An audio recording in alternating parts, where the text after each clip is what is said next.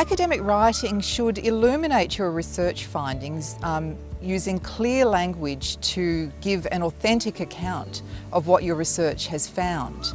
Now, it's easy to say that, and I recognise that it's easy but not simple. So you have to give it some thought, and in this course I'm hoping that I can share some of my tips and tricks to help make that happen. A starting point for this is for you to imagine your archetypal reader, the sort of person who you think is likely to read your document. Now, for some of you that might be a thesis examiner, it could be a peer reviewer, it could be a journal editor. There are a number of different audiences for academic writing.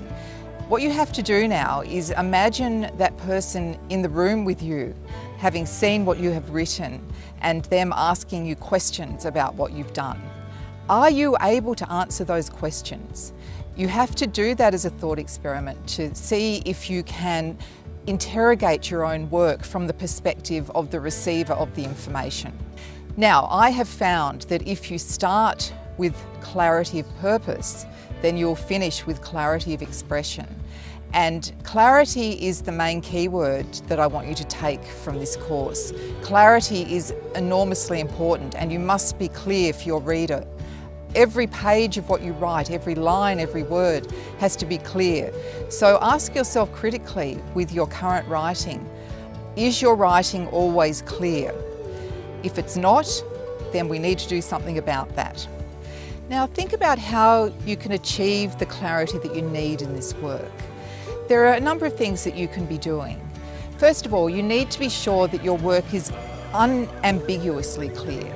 Now, the easiest way and the most effective way for you to do this is to form a writing circle with your peers, other research candidates, other people in your research lab or your research group, and share your work with each other. And hopefully that group will be able to tell you whether you've achieved the clarity that is absolutely necessary. You also need to adopt a stance of empathy with your reader. So think about your reader all the time. It's not about you as the writer anymore, it's about your reader now. And it's about making sure that they have everything that they need to be able to fully understand what it is that you've written. You need to also take the time to break down the meaning of your work into chunks. You need to be able to look at your work as individual facts and then put them together in ways that are going to be logical and that are going to help with the clarity of the piece of work. So think about breaking it down and not just making the big sweeping statements, which you certainly do need, but also the small steps of logic that enable the reader to follow exactly what you're doing. It's also very helpful to use what I call concrete language. That's language that helps the reader to form mental pictures in their mind's eye. You should not rely on abstract terminology, even though there's a little bit of a temptation quite often in academic writing to do so. You must, as much as you possibly can, use language or at least use examples that are going to cause your reader to think and see things in their heads, things that are going to help them to understand. Also, I'm a big believer in simplicity. I'm not talking about oversimplification. I'm talking about simplicity the way Einstein said that everything should be as simple as possible, but no simpler. So that's a really good rule to adopt for this kind of work. So see if you can consciously go about creating a very simple form of expression, step by step, taking your reader through the important things through to the synthesis at the end. In most cases, academic written work is more formal than spoken communication. That means that your work is going to be durable, it's going to last. There should be no slang, there should be no vernacular, no colloquialisms, and certainly no contractions. Your work has to be understood by all potential readers, both now in other countries and also later into the future. So we're looking for that very correct standard English, certainly an academic form of English, so you may use your technical vocabulary, although I would caution you against descending into jargon. You have to be sure that you're writing in the language of your reader. And when you do write formal academic English, then your reader will always be able to follow your argument, no matter where they are, whether they're in another country or they're years in the future. They'll be able to read your writing, and that's what you want, for it to last. A good thesis is not just good data. You certainly do need a good data set, and that's great if you've got that, but that's just the beginning. To write a really good thesis, you have to create an argument from that data that will be based upon your analysis of the data, but also the rules of composition, of creating a really persuasive piece of writing. So think about how you're going to craft your data into an argument.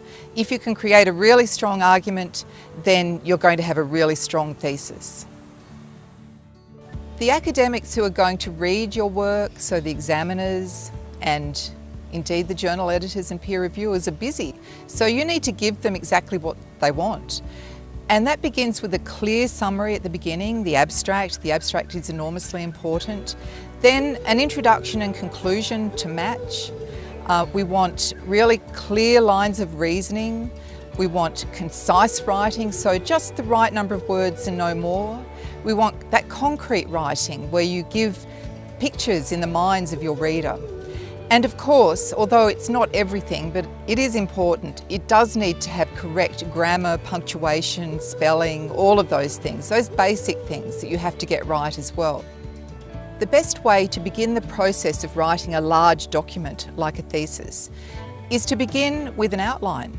And some people call this draft zero. You haven't even got to the first draft yet. This is draft zero. But it must be a really detailed outline. It's not enough just to write a list.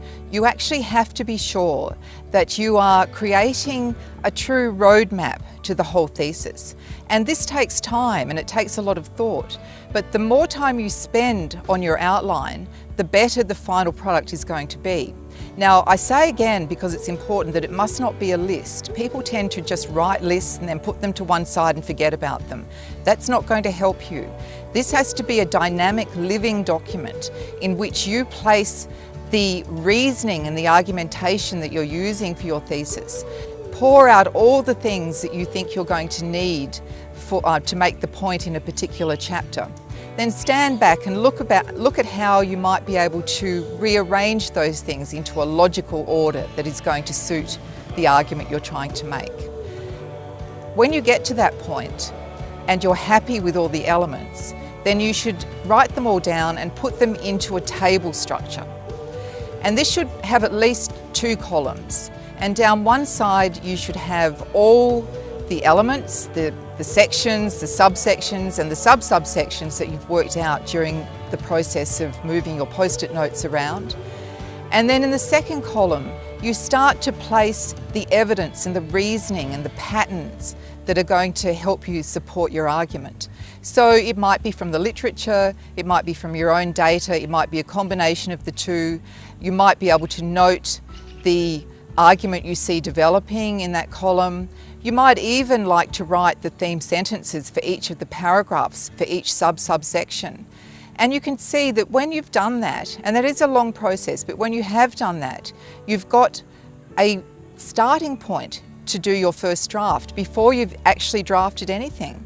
So I strongly recommend outlining as a good practice, a professional practice for you to involve yourself in, particularly with a large document like a thesis, which can be very daunting if you're not ready with a plan to tackle it. So try an outline and see if that works for you. Research candidates are often worried about the first draft of any piece of academic writing. That's understandable. A first draft is often messy, chaotic, incomplete, but it's an important first step. And I strongly suggest that you do not show your first draft to your advisory team. Keep it for yourself as a very important initial stage in the drafting of your piece of work. At the first draft stage, use your outline as your roadmap and then just pour out everything you want to say. You've already got a structure, remember, with your outline, so you're not going to go too far off tangent. But it's important at this stage that you pour out everything you want to say. Then, at the end of the first draft stage, you go back and you review what you've done. Now you're going to find gaps, that's fine. There will be gaps in what you've written.